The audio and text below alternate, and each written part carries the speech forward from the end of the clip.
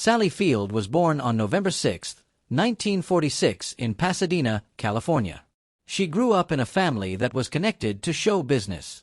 Her mom, Margaret Field, was an actress. Her stepdad, Jock Mahoney, was a well-known actor and stuntman.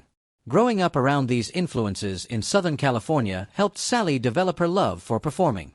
It also helped her understand what it was really like to work in entertainment.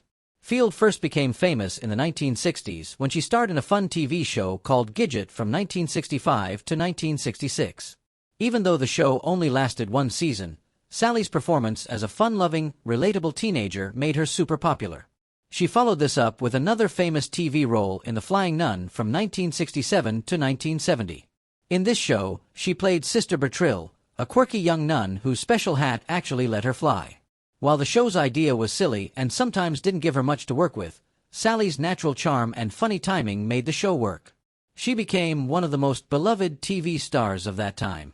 But as her career grew, Field wanted to move away from these light, simple roles that had made her famous early on. She was determined to prove she could be a serious dramatic actress. She trained hard, even studying at the famous actor's studio with the legendary teacher Lee Strasberg. Her hard work paid off when she started taking on more complicated and challenging roles that showed how talented she really was. Her performance in the TV movie Sybil in 1976 was a game-changer. In it, she played a young woman dealing with multiple personality disorder.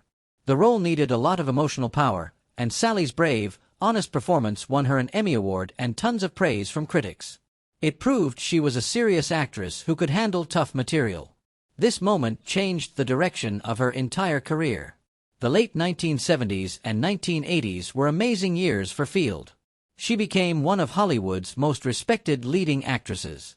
She won her first Academy Award for Best Actress for her role in Norma Rae in 1979.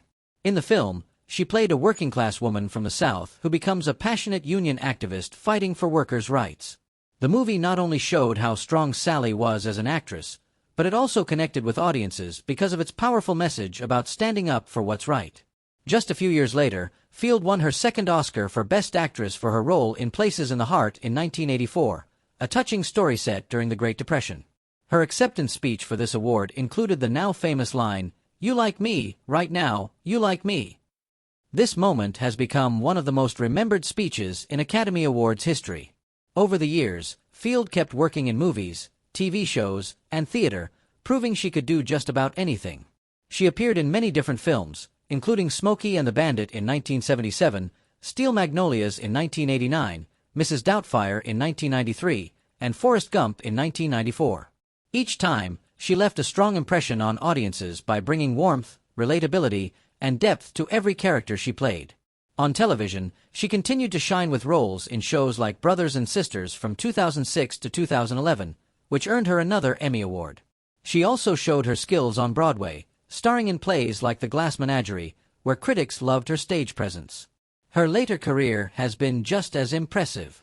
In 2012, she got widespread praise for playing Mary Todd Lincoln in Steven Spielberg's movie Lincoln. This role earned her another Academy Award nomination. Even in her 70s, she has kept working steadily, showing that she still has a deep love for storytelling and acting.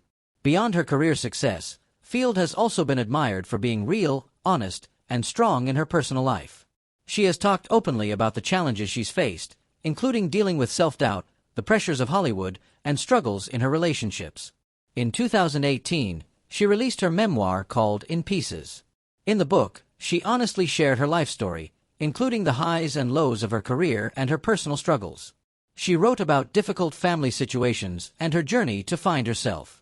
The book was praised for being raw and emotionally honest, just like her acting. Sally Field's personal life has often been something people were curious about, not just because she's a famous actress, but also because her relationships and family life have been unique and interesting throughout her career. Field got married for the first time in 1968 to Stephen Craig. At that time, Field was still early in her acting career. She had just become famous with her role in Gidget and later in The Flying Nun. Her marriage to Craig gave her some stability while she dealt with the fast-moving world of Hollywood. Although their relationship had its problems, leading to their separation in 1973 and divorce in 1975, the years they spent together were very important to Field. It was during this time that she became a mother for the first time. The couple had 2 sons who both went on to work in creative fields, just like their mom. Their first child, Peter Craig, was born in 1969. Peter grew up surrounded by storytelling and movies. As an adult, he became a novelist and screenwriter. His work has been recognized in Hollywood, where he has written or helped write major films including The Town, 12 Strong, and Top Gun: Maverick. Their second son, Eli Craig, was born in 1972. He also loved film, but he was more interested in performing and directing. Eli has become known for his work as both an actor and filmmaker. He directed the cult favorite horror comedy Tucker and Dale vs. Evil. For Field, being a mother was always a huge part of who she was. She often had to balance the demands of Hollywood with being devoted to raising Peter and Eli. She made sure her children had as normal a childhood as possible, even though they were in the spotlight. After her marriage to Craig ended, Field's personal life took another turn when she started a high-profile relationship with actor Burt Reynolds in 1976. Their romance quickly caught everyone's attention. They were one of Hollywood's most glamorous couples of the late 1970s and early 1980s. Field and Reynolds weren't just dating, they also worked together, co-starring in 4 films. These were Smokey and the Bandit in 1977, its sequel Smokey and the Bandit 2 in 1980, the dark comedy The End in 1978, and the action comedy Hooper in 1978. Their chemistry on screen matched their real-life passion. They became one of the most talked-about couples in both movies and celebrity news. However, like many Hollywood relationships, theirs was complicated. Even though they cared deeply for each other, their different personalities and the pressures of fame caused problems. After 4 years together, the couple officially broke up in 1980. But their connection was still strong enough that they kept getting back together on and off until 1982, when they finally ended things for good. Reynolds, in particular, would later talk openly about how much he still loved Field. He often called her the one that got away. For Field, even though their romance didn't work out, it was an important and meaningful chapter in her life. It shaped her personal journey just as much as it influenced her career.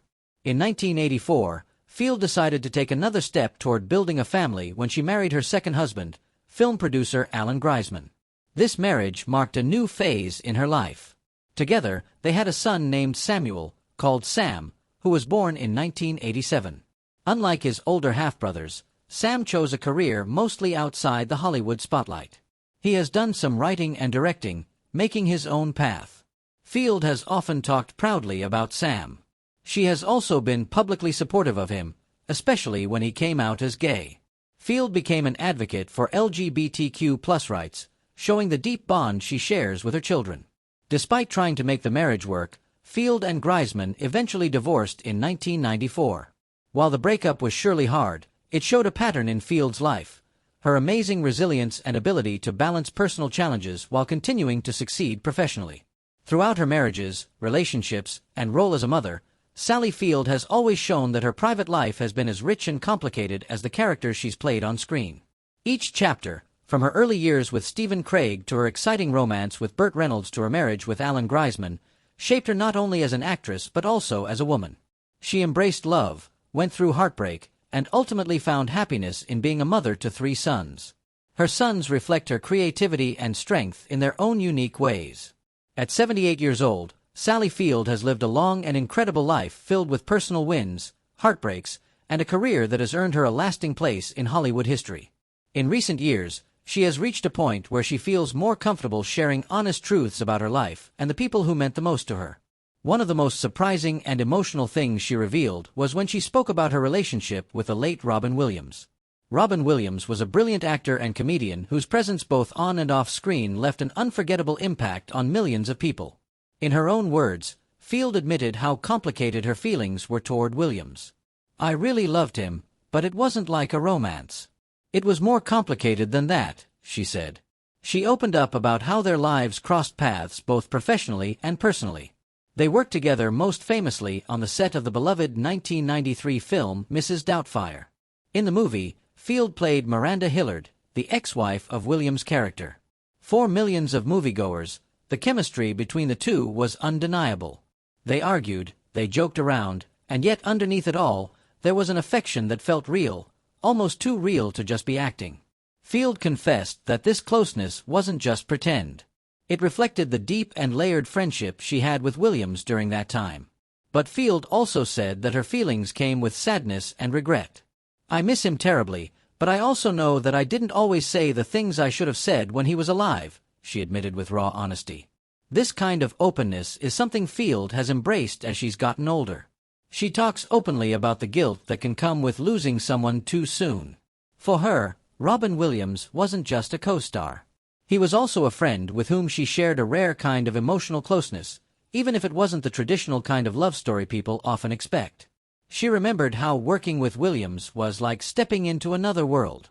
His mind was super fast, filled with endless ideas, jokes, and bursts of energy that could leave everyone on set breathless. Robin was exhausting in the best way, Field said.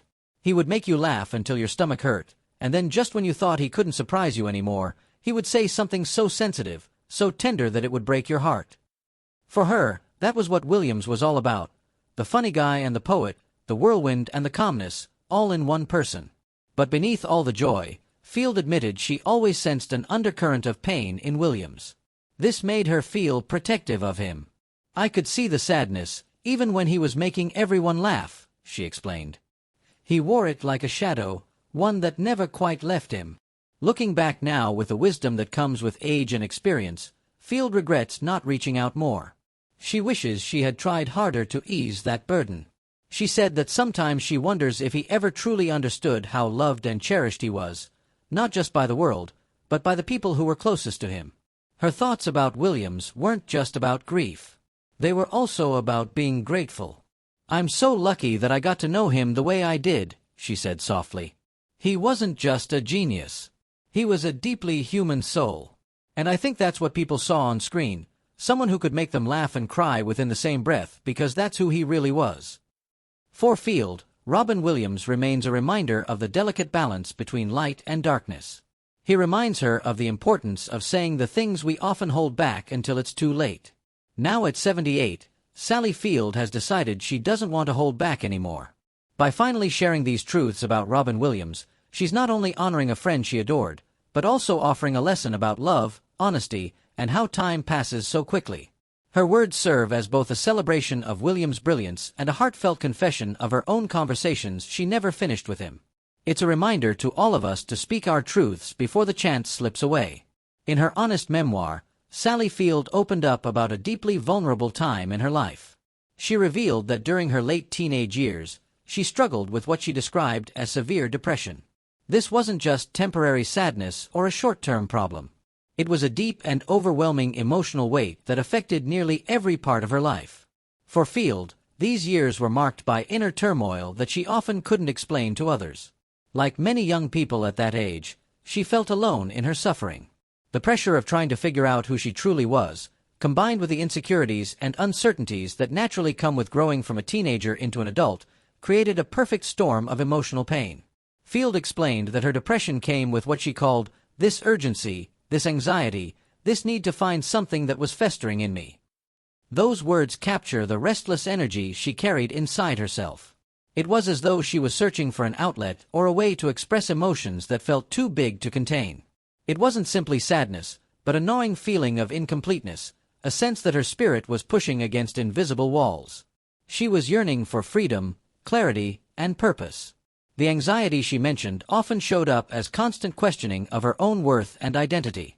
It was as though she knew there was something important waiting to come out from inside her, but she had no map to follow. She had no guarantee that she would ever discover what it was.